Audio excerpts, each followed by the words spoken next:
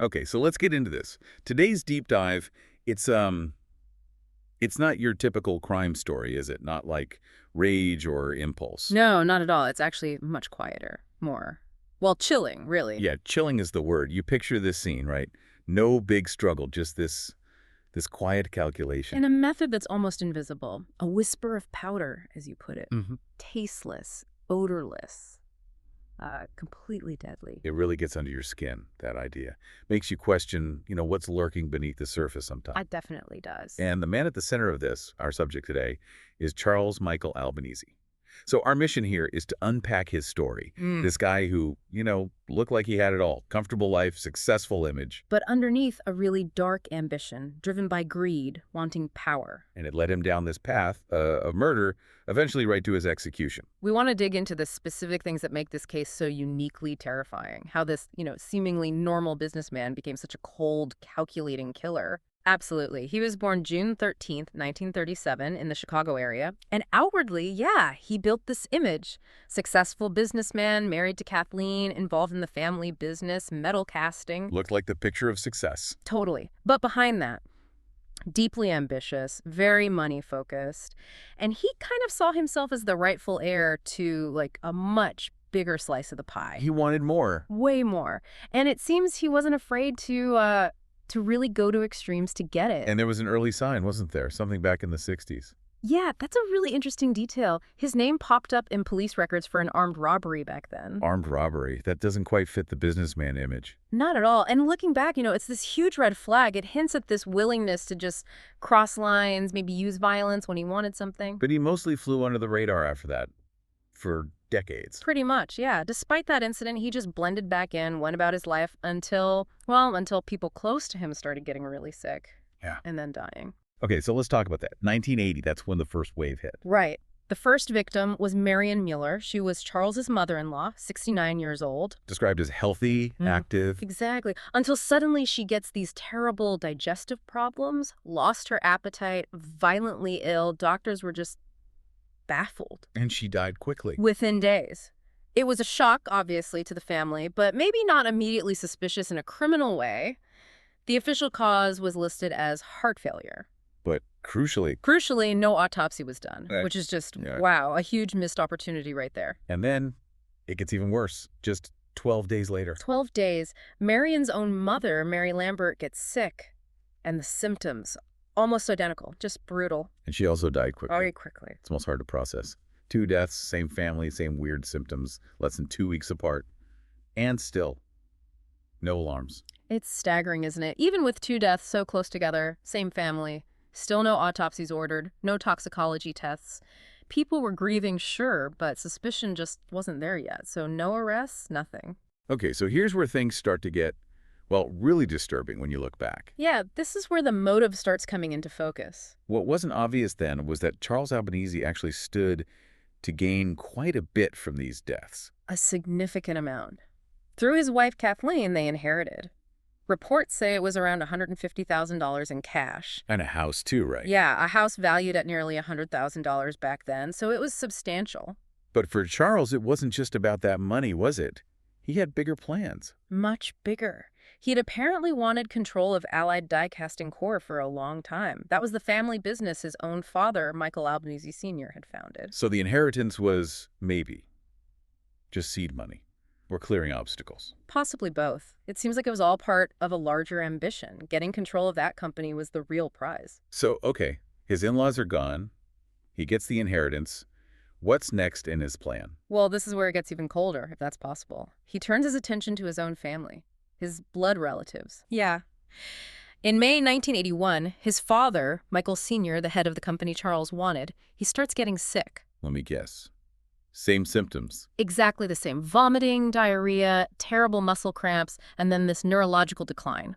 Horrifyingly familiar. And Michael Sr. also died. He did, just like the others, passed away from this mysterious, brutal illness. Okay, but this death, this one felt different somehow. It raised more flags. It really did. This was the tipping point.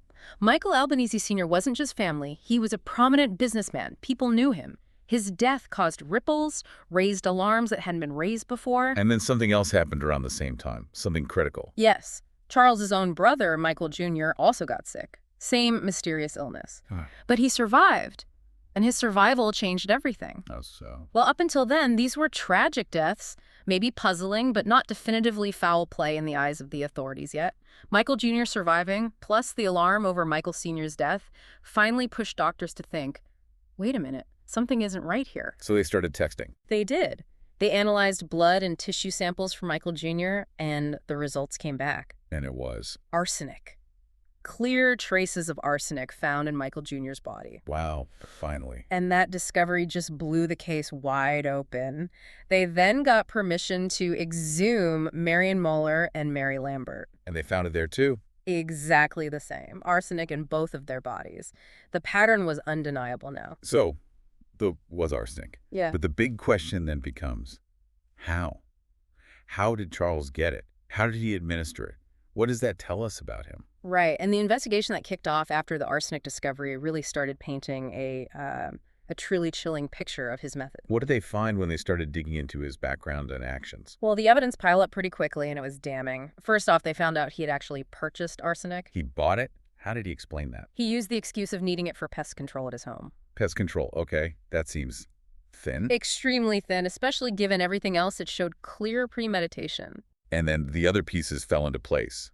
Motive, opportunity. Absolutely. The motive was crystal clear. Every single victim stood between him and something he wanted, either inheritance money or control of the family business. And opportunity. He had plenty of opportunity. Records and witness accounts showed he had visited each of them shortly before they got sick. He had access. And the method itself. The arsenic poisoning. It wasn't like a one-time dose. No, and this is maybe the most chilling part.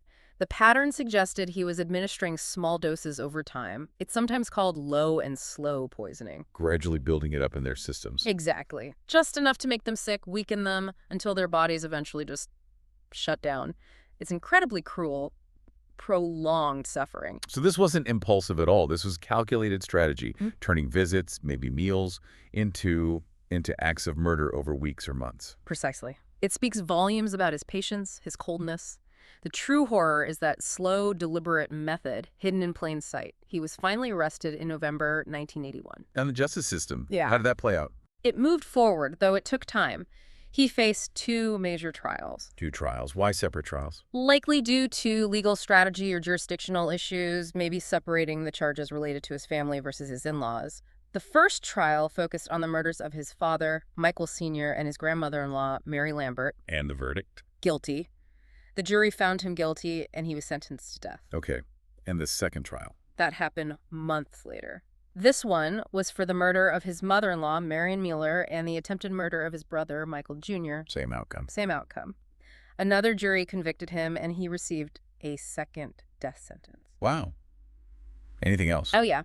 On top of the death sentences, he also got, I believe, 60 years for the attempted murder charge related to his brother and another 5 years for theft from the family business. They threw the book at him. So, multiple convictions, multiple death sentences.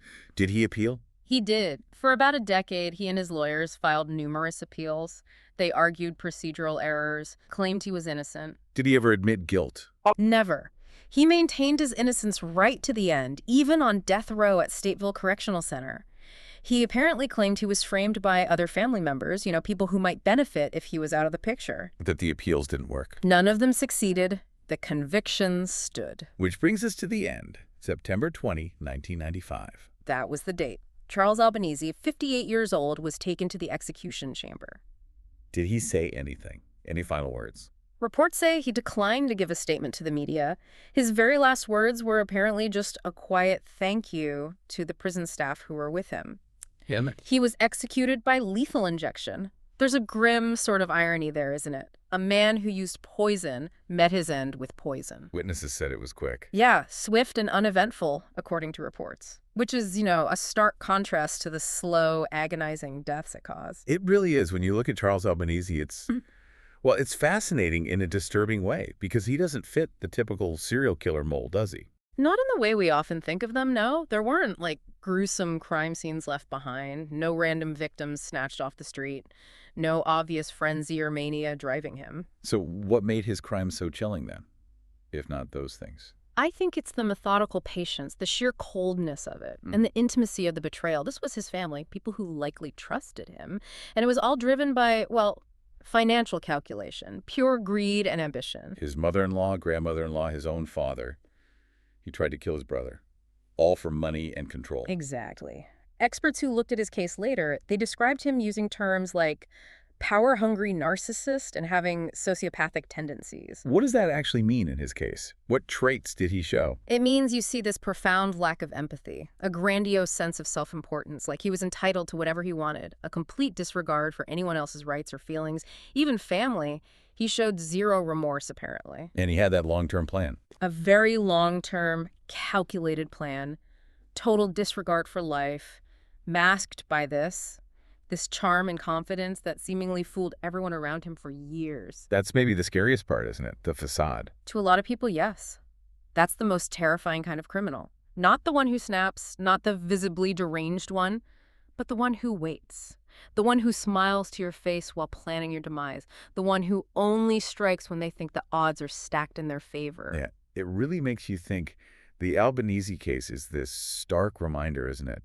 That threats don't always look like threats. They don't always wear masks. Sometimes they wear suits, sometimes they're sitting right across from you at the dinner table, like you said, shaking your ham while they're waiting for you to die. And it wasn't about hate, not really. It was just want, pure unchecked want. And that want just destroyed an entire family network and ultimately led him to his own execution. So where does that leave us? What does this all mean for you listening to this? Well, I think that methodical nature, the fact that it was purely about gain and control, it says something chilling about ambition when it goes dark. It makes you wonder, doesn't it? How would you even recognize those subtle signs? That calculating personality hiding behind a charming front? How do you spot that whisper of powder when it's delivered with a smile? Definitely something to think about.